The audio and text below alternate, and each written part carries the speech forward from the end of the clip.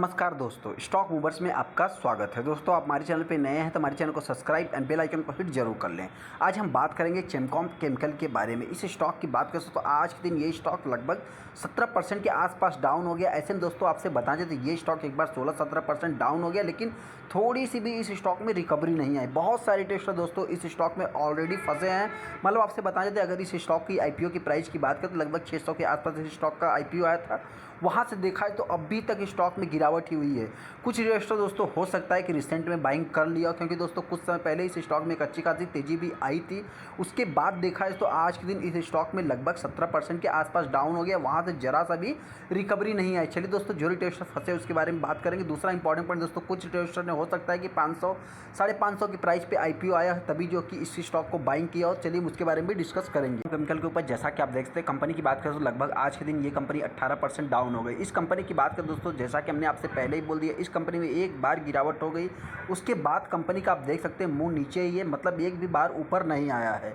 दूसरा important point दोस्तों बता देते, ये कंपनी अगर 5 दिन में देखेंगे तो 5 दिन में लगभग 20% 21% के आसपास डाउन है। एक महीने की बात करेंगे तो एक महीने में लगभग 26 से 27% ये कंपनी डाउन है। बहुत सारे इन्वेस्टर ने दोस्तों बताना चाहते हैं कि रिसेंट में भी बाइंग किया होगा। 6 महीने की बात करेंगे लगभग ये स्टॉक 12% 13% के आसपास रिटर्न बना के दिया है। कंपनी की बात करें दोस्तों तो आप यहाँ पे देख सकते हैं, ये कंपनी पहले क्या चलती है दोस्तों, 300 के नीचे प्राइस पे चलती थी, और अभी 6 महीने की बात करें दोस्तों तो रिसेंट में ही कंपनी ने एक 52 वीक का हाई भी लगाया था। वाई टू डेट की बात करें तो लगभग 16 से 17% के आसपास कंपनी डाउन है। एक साल की बात करेंगे तो एक साल में ये कंपनी 20% के आसपास डाउन है। इस कंपनी की भी दोस्तों आप अगर हिस्ट्री देखेंगे, जर्नी देखेंगे, तो यहाँ पे ये कंपनी पहले 400 के आसपास चलती है, उसके बाद देखा जाए तो ये कंपनी लगभग 270 के आसपास 260 के आसपास आती है, फिर एक तेजी आती है दोस्तों, मतलब ज़बरदस्त तेजी आती है, जैसा कि आप देख सकते हैं। 5 साल की बात करें दोस्तों, 5 साल तो कंपनी को आके हुआ नहीं। यहाँ पे देखेंगे दोस्तों, ये कंपनी 1 अक्टूबर 2020 को 584 रुपये के आसपास जो है 600 रुपये के आसपास, जैसा दोस्तों हमने बताया कि 600 रुपये के आसपास बहुत सारे इन्वेस्टर को जो है कि IPO के थ्रू हो सकता है कि मिला हो। वहाँ से देखा जाए तो अभी तक स्टॉक में गिरावट हो रही। इस कंपनी में दोस्तों देखेंगे तो ये कंपनी पहले 400 के नीचे नहीं आ रही थी, उसके बाद देखा जाए तो लगभग 500 के आसपास जाती है। उसके बाद देखा जाए दोस्तों तो इस कंपनी में एक अच्छी खासी गिरावट होती है, वही 200-250 के आसपास आती है, लेकिन उसके बाद एक अच्छी खासी तेजी आती है दोस्तों, जो कि रिसेंट में रहती है। कंपनी एक 52 वीक का हाई। न्यूज़ की बात करें तो न्यूज़ भी देख सकते हैं, कंपनी का जो है वही 46% के आसपास जो है स्टैंड अलोन नेट प्रॉफिट इनका डिक्लाइन है। कंपनी की बात करें तो इनके यहाँ पे भी देख सकते हैं दोस्तों, EPS से रिलेटेड भी न्यूज़ है। यहाँ पे देखेंगे सेल्स की बात करें दोस्तों तो लगभग 58 करोड़ के आसपास है, जो कि डाउन की बात करें दोस्तों तो 5-5.5% के आसपास आता है ईयर ऑन ईयर बेसिस पे। चेमकॉम केमिकल की बात करें दोस्तों तो आप देख सकते हैं वही कंपनी आज के दिन 18% डाउन हो गई। इस कंपनी की बात करें दोस्तों, जैसा हमने बोला आपसे, 6 अक्टूबर 2022 को कंपनी 470-78 रुपये के आसपास हाई लगाती है, 52 वीक का। 4 मार्च 2022 को कंपनी का लो है। कंपनी की बात करें तो इस स्टॉक में देखा जाए तो वॉल्यूम फिलहाल रिसेंट में इतना नहीं बनते थे, लेकिन हाँ आज की बात किया जाए तो लगभग 14 लाख शेयर ट्रेड हुए हैं।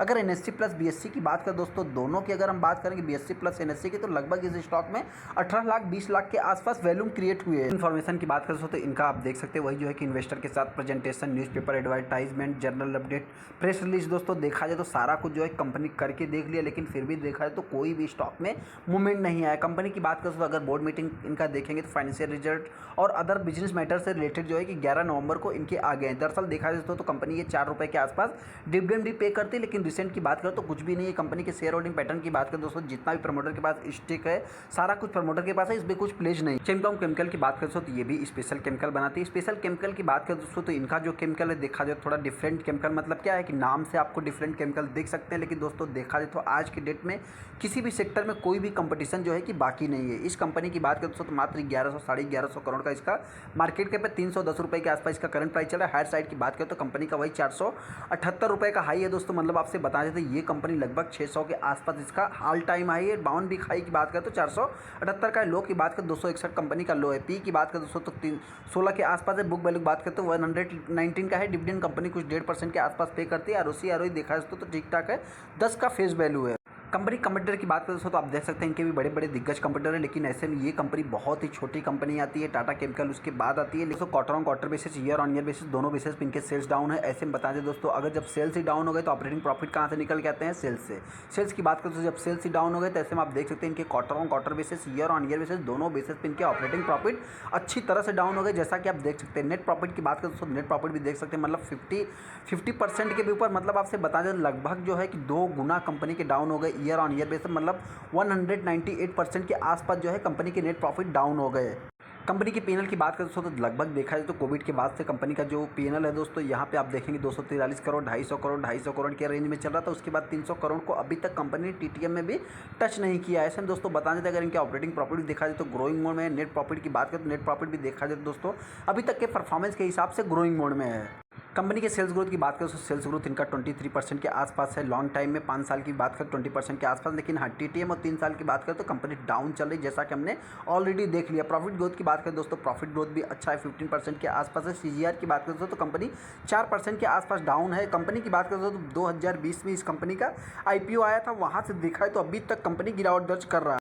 रिटर्न ऑन इक्विटी की बात करें तो 20 के आसपास है जैसा कि हमने देख लिया। कंपनी की बैलेंस शीट की बात करें तो कंपनी के पास 40 करोड़ का डेट है। कंपनी की बात करें तो रिजर्व इनके पास 400 करोड़ का रिजर्व। पैटर्न की बात करें तो प्रमोटर के पास 74% का स्टेक है। फाइज की बात करें दोस्तों तो फाइज ने जबरदस्त माल को एक्यूमुलेट किया। डीआईज की बात करें दोस्तों डीआईज ने कुछ स्टेक को सेल कर दिया। देखा जाए दोस्तों तो डीआईज जो है कि इस स्टॉक में पहले से ही सेलिंग कर रहा है। रही बात पब्लिक की बात करते तो पब्लिक ने आप देख सकते हैं 25% के आसपास पब्लिक के पास भी स्टेक है। इस क्वार्टर की बात करें तो पब्लिक ने भी स्टॉक को जो है सेल किया है। स्टॉक की बात करें तो बहुत सारे इन्वेस्टर देखा जाए तो रिसेंट में ही फंसे, क्योंकि दोस्तों आपसे बता देते जो भी वैल्यूम बन रहे थे इस स्टॉक में रिसेंट में ही बन रहे थे। इसके पहले देखा जाए तो इस स्टॉक में इतना कुछ खास वैल्यूम नहीं बनते थे। पहले आप देख सकते हैं दोस्तों 2 लाख 2.5 लाख 6 लाख 3 लाख 2 लाख ऐसे यहाँ पे देखेंगे तो 1 लाख, मतलब दोस्तों आपसे बता देते इस स्टॉक में इसके पहले कुछ अच्छे वैल्यूम बने हैं। जैसा कि आप देख सकते हैं 10 लाख तक शेयर इस स्टॉक में ट्रेड हुए हैं। यहाँ पे देखेंगे तो 20 लाख, मतलब इसके पहले इस समय का प्राइस अगर आप देखेंगे दोस्तों तो लगभग ये स्टॉक 400 के ऊपर ट्रेड हो रहा था। जैसा कि आप यहाँ पे भी देख सकते हैं 450, वही मतलब जो इसका हाई है दोस्तों 478 रुपये का